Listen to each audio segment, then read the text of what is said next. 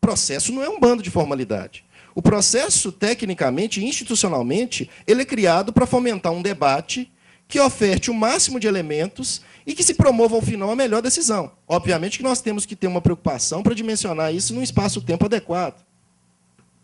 Só que, se eu acreditar que o processo é um entrave, que o processo é um obstáculo, como boa parcela da doutrina costuma falar, não tem solução, porque tudo vai cair nas mãos dos juízes e o juiz vai ter que fazer isso sozinho, sem qualquer elemento técnico, e gerando problemas até intrínsecos do próprio funcionamento do direito brasileiro. Não sei se vocês sabem, mas a taxa de reforma das decisões de primeiro grau no Brasil supera os 70%.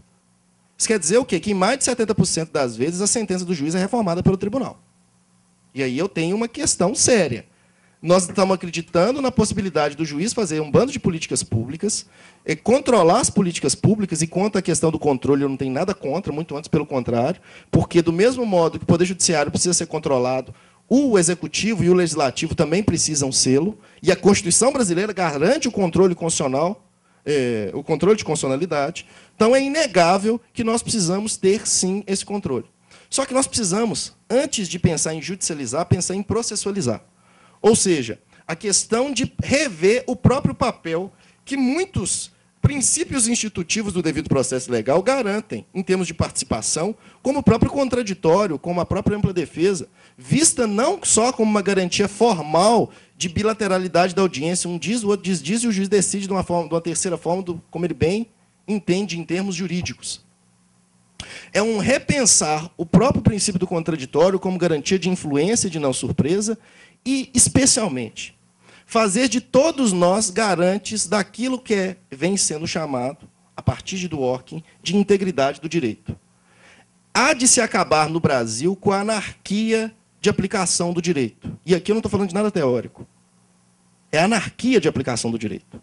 Você pega uma determinada situação jurídica e você pega cada juiz decide como ele bem entende.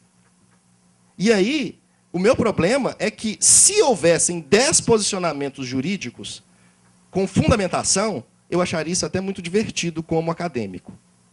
Agora, quando eu vejo 100 posicionamentos, sendo 99 deles completamente destituídos e sendo, na verdade, fruto de um decisionismo, de um entendimento pessoal daquele magistrado, do que ele acha que é o melhor naquele caso concreto, eu tenho severas dúvidas que isso vai trazer ganho para todos nós, cidadãos brasileiros.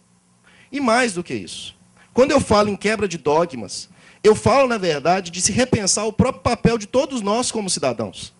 Nós, brasileiros, estamos acostumados em termos salvadores da pátria. Alguém que vai nos salvar. Que já foi o legislador, é o executivo. Nós elegemos o presidente não porque ele tem um projeto de governo, mas sim porque ele vai nos salvar. E o último salvador da pátria vem sendo o Poder Judiciário. E eu falo muito sinceramente, particularmente, eu não sou incapaz e não preciso de curador. Então, eu não preciso de ninguém me salvar. E aqui eu falo pessoalmente. Mas, mais do que isso, particularmente, creio eu, que nem o próprio Poder Judiciário quer esse papel com esse ativismo incontrolável, e incontrolável tanto do ponto de vista teórico quanto do ponto de vista prático. Nós precisamos, sim, de uma intervenção forte do Poder Judiciário. O Poder Judiciário, na falta do legislador e do executivo, ele, sim, vai precisar, às vezes, implementar políticas públicas, e eu não contrario isso, eu não tenho nada contra isso. Agora, nós vamos precisar repensar e criar mecanismos para limitar esse poder incontrolado que nós estamos acreditando que os juízes têm. Muito obrigado.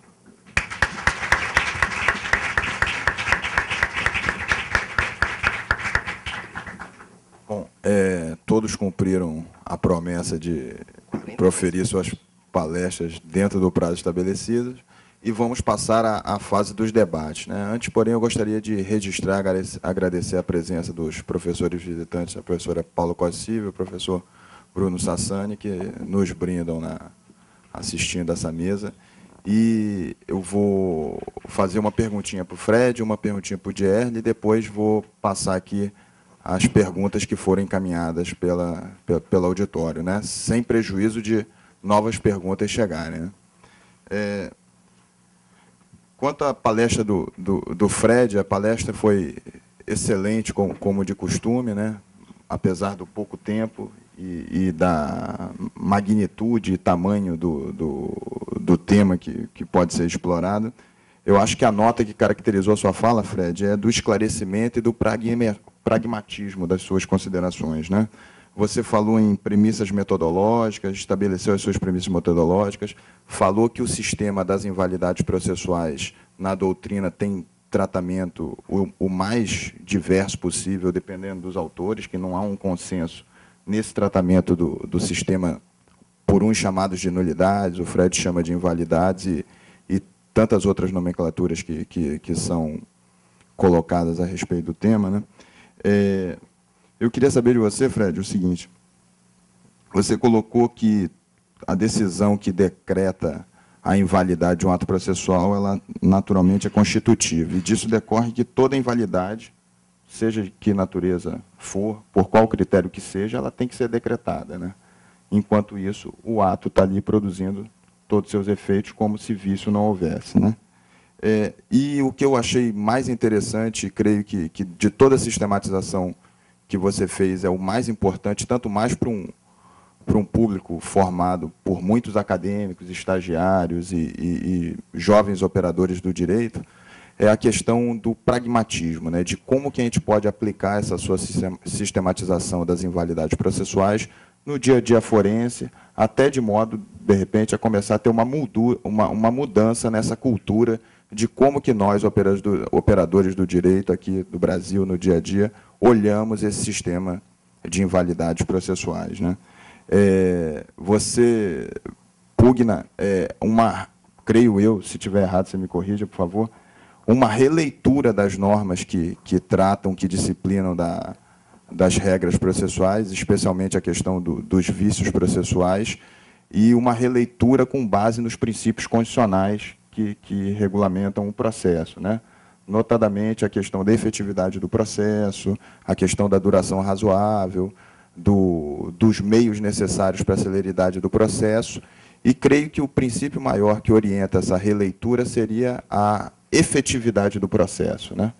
Nunca perder de perspectiva que o processo ele não é um fim em si mesmo, mas sim um meio estatal de composição de conflitos. Então, ele tem uma finalidade, e essa finalidade, ela muitas vezes pode ser alcançada a despeito de, muitas vezes, a norma legal trazer uma sanção de invalidade para determinado ato, mas se não houver aquele prejuízo, né, se aquele princípio de que não há nulidade ou não há invalidade do ato, se não houver prejuízo, ele deve orientar sempre, né, a decretação ou não pelo magistrado, pelo juiz, da invalidade do ato processual viciado. O vício pode continuar ali,